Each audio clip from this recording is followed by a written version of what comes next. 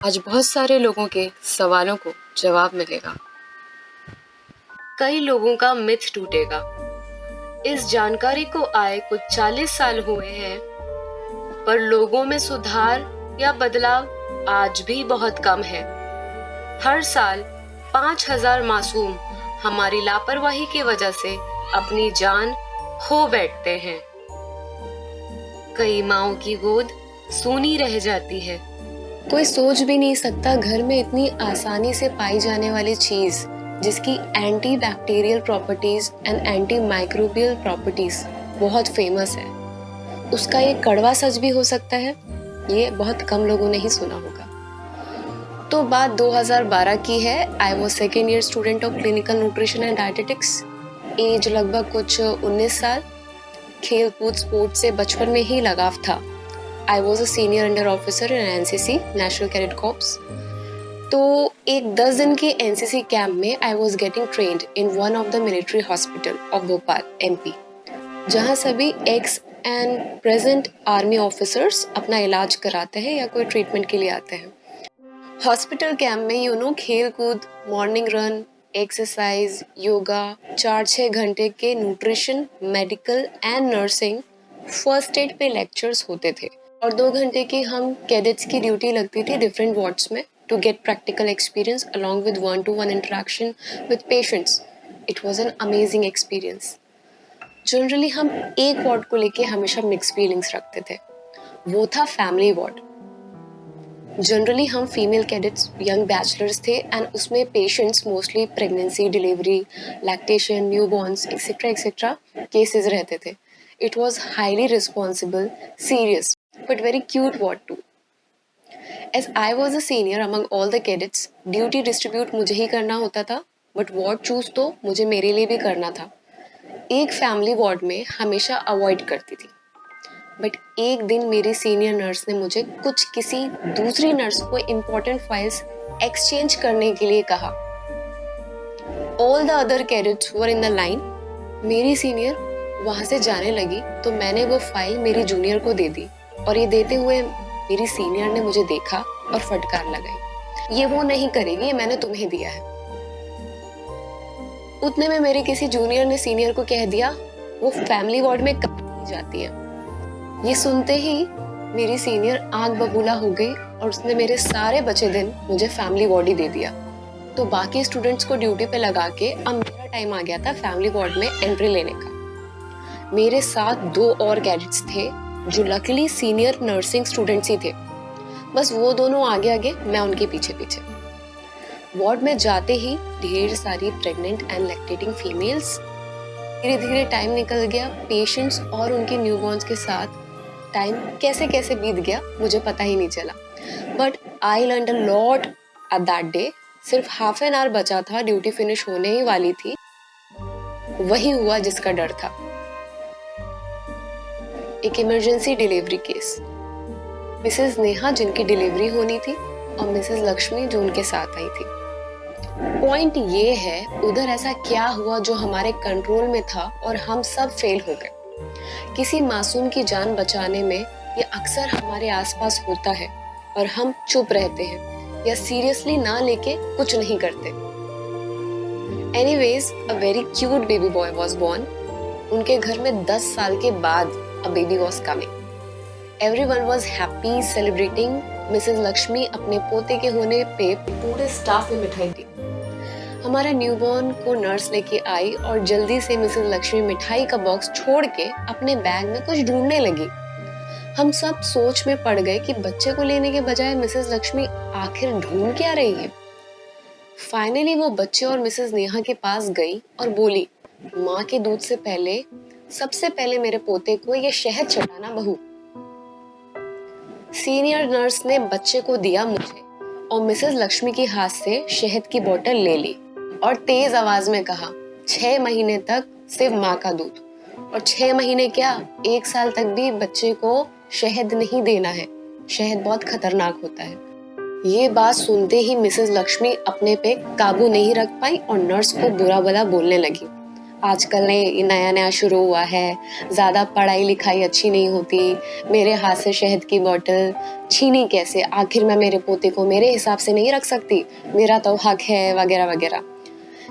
जैसा कि मेरा ड्यूटी टाइम फिनिश हो चुका था, मैं और बाकी कैडेट्स और वो सीनियर नर्स भी वहाँ से चली गई बिना किसी बहसबाजी के।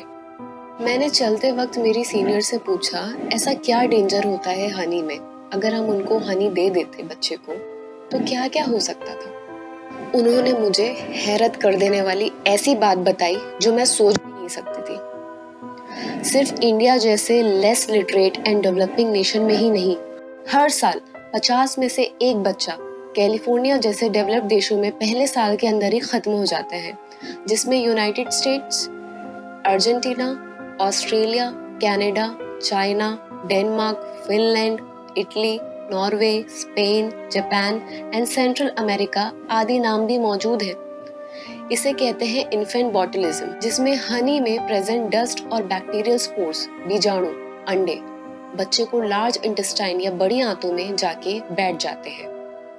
बॉटुलिनम टॉक्सिन जहरीला पदार्थ प्रोड्यूस करने लगते हैं। ये जिस भी मांसपेशियों की नसों के पास होता है, चाहे वो सांस की हो, फेफड़ों की या कोई और, उसको ब्लॉक कर देता है, बंद कर देता है। आसान भाषा में कहें तो पैरालिसिस हो जाता है। शुरुआत कब्जियत या कॉन्स्टिपेशन, लूज मोशंस या हाथ पैर ना हिलना, मुंह ना हिलना, हाव भाव ना होना, दूध पीना बंद हो जाना से होती है, और अगर ट्रीटमेंट नहीं मिलता है तो सीधे मौत। एक 2 से 7 किलो के बच्चे के लिए एक छोटी सी बूंद भी काफी होती है। इसका सही टाइम पे ट्रीटमेंट होने के बाद भी बच्चे को ठीक होने में महीनों लग जाते हैं। यूएसए की एक रिपोर्ट के अनुसार 25% ऑफ कोई भी हनी में ये मौजूद होने के चांसेस होते हैं। इसका मतलब हर शहद की बोतल में हो ये जरूरी नहीं है, पर हर बड़ी संस्था, मेडिकल ग्रुप्स ने इसके रिस्क और इनसे होने वाली मौत के आंकड़ों को देखते हुए प्रिवेंशन इज क्योर की थ्योरी को अपनाया है कि रोकथाम ही इलाज है। आप शहद को देख के, सूंघ के, टेस्ट करके नहीं पता कर सकते हो कि उसमें ये जहर बैक्टीरिया मौजूद है या नहीं। किसी भी 1 साल से छोटे बच्चे को शहद या हनी कंप्लीटली मना हो चुका है। तो आप लोगों ने अपने आसपास देखा होगा कि कई लोग बच्चे के पैदा होते ही एक हनी देते हैं, कुछ लोग 6 दिन के बाद, जिसको छठी का एक प्रोग्राम वगैरह कहा जाता है, उसमें दिया जाता है, एक 6th मंथ के बाद दिया जाता है, और बाकी टाइम पे शहद को अगर बच्चे का दांत स्मूथली आ जाए, कोई उसको प्रॉब्लम नहीं हो, तो पूरे मसूड़े में उनके शहद को रगड़ा जाता है। तो इस तरह के जो मिथ है हमारे समाज में प्रेजेंट है, और इसलिए पहले कितने बच्चे अलग अलग वजह से 1 साल के अंदर ही खत्म हो जाया करते थे, वैक्सीन नहीं लगने की वजह से या सही टाइम पे इलाज नहीं मिलने के कारणों के साथ साथ हनी द स्वीट किलर भी एक वजह थे। और लोग सोचते ही रह जाते थे कि बच्चे को किसने मारा, कौन सी बला लगी, नजर लगी या ब्लैक मैजिक टाइप्स। चलिए हम अपनी स्टोरी की तरफ वापस पहुंचते हैं। सीनियर अपनी गाड़ी में बैठी और वहां से निकल गई, और मुझे याद आया कि मैंने मेरा बैग वार्ड में ही छोड़ दिया है। मैं लेने गई बैग, वहां पूरे फ्लोर एंड वार्ड में एक खामोशी थी, और वहां मैंने किसी को जोर जोर से बातचीत या बहस हो रही है टाइप सुना। मैं जैसे ही वहां गई तो पता चला वो और कोई नहीं, Mrs Lakshmi and Mrs Neha ही थे। नेहा जोर जोर से रो रही थी। देखिए, आप लोगों के कहने के बाद भी ये बच्चे को जबरदस्ती शहद चटाना चाह रही थी। जब मैंने रोका तो मुझे बुरा भला कहने लगी। मैंने उनके हाथ से शहद की बोतल ली, सीनियर नर्स से कंप्लेन करने की एक वार्निंग भी दी कि ऐसा बिहेवियर हॉस्पिटल में अलाउड नहीं है, और उसके बाद मैं वहां से चली गई थी। नेक्स्ट डे मैं वापस वार्ड में गई। आपस में मैंने कुछ पेशेंट्स को बात करते सुना, अरे जिस पेशेंट को कल बेटा हुआ था आज वो नहीं रहा। मैं वहां जैसे ही पहुंची, वहां पे सीनियर डॉक्टर एंड नर्सेस थे, और मिसेस लक्ष्मी एंड नेहा से बातचीत कर उन्हें थोड़ा कंसोल करने की कोशिश कर रहे थे। मैंने सुना ये एसआईडीएस का मामला है, सडन इन्फेंट डेथ सिंड्रोम। हर साल 200 बच्चों की यूके जैसे देशों में भी SIDS की वजह से मौत हो जाती है, जिसका रीजन अननोन होता है। सबके जाने के बाद मैंने हिम्मत करके नेहा से बात की तो पता चला सुबह से वो बच्चा हलचल नहीं कर रहा था, ना दूध पी रहा था, ना कोई हाव भाव दे रहा था। वही हुआ जिस चीज का डर था। मैंने कुछ आगे पूछा ना पीछे, सीधे मिसेस लक्ष्मी के पास गई और मैंने कहा, कितनी बार मना किया था हमने, रोका था अपनी तरफ से, समझाया था शहद नहीं देना है, फिर भी आप जिद कर रही थी। उन्होंने मुझे रोता हुआ कहा, नहीं बेटा, मैंने नहीं दिया था उसको, मैंने कोशिश की थी पर नहीं दिया था। अभी चलती का नाम गाड़ी, इमोशन साइड में रखे प्रोफेशनलिज्म को फॉलो करते हुए मैं वहां से जाने लगी। तभी नेहा ने मुझे आवाज लगाई। उसने बोला, एक बात सुनो, प्लीज मेरे पास आओ। उसने एक चौंकाने वाली बात बताई। उसने कहा, जब सब सो गए थे तो मुझे मेरी सास की बात बार बार याद आ रही थी कि रहना तो हमारे साथ है, तुम सबको भी शायद शहद दिया गया होगा वगैरह वगैरह। तो मैंने खुद बच्चे को अपने हाथ से शहद दिया, पर आप प्लीज ये बात किसी को मत कहिएगा।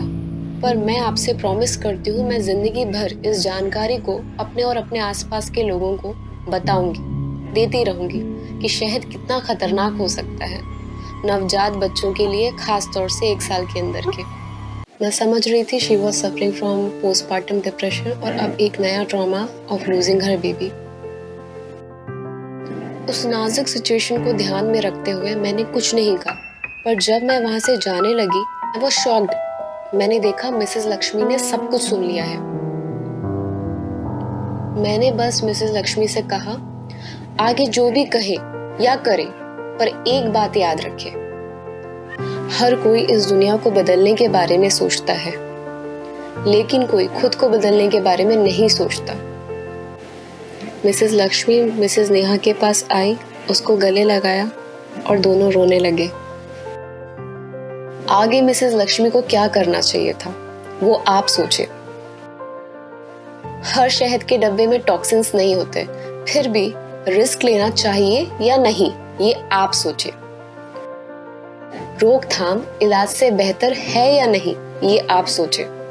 स्वीट किलर कौन था, हनी था या वो लड़की जो शादी के बाद अपने घर में समाज के डर से, उनकी खुशी के लिए, अपनी और अपने बच्चे की सेहत के साथ भी खिलवाड़ करने के लिए सोचती है, कदम उठा लेती है, या किलर वो समाज है जो नए परिवर्तन से डरता है। अब फैसला आपके हाथ में है। इस तरह के myth, nutritional and social issues के खिलाफ आवाज हम सबको उठानी है। आखिर इस समाज का हिस्सा हम हैं, ये समाज हम ही से तो बनता है। चलिए मिलके बेहतर बनाएं और इस जानकारी को ज्यादा से ज्यादा लोगों तक शेयर करें। Change one thought and saving one life at a time.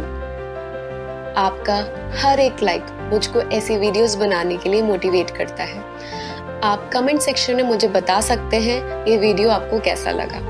Join my WhatsApp community and subscribe this channel. It's absolutely free.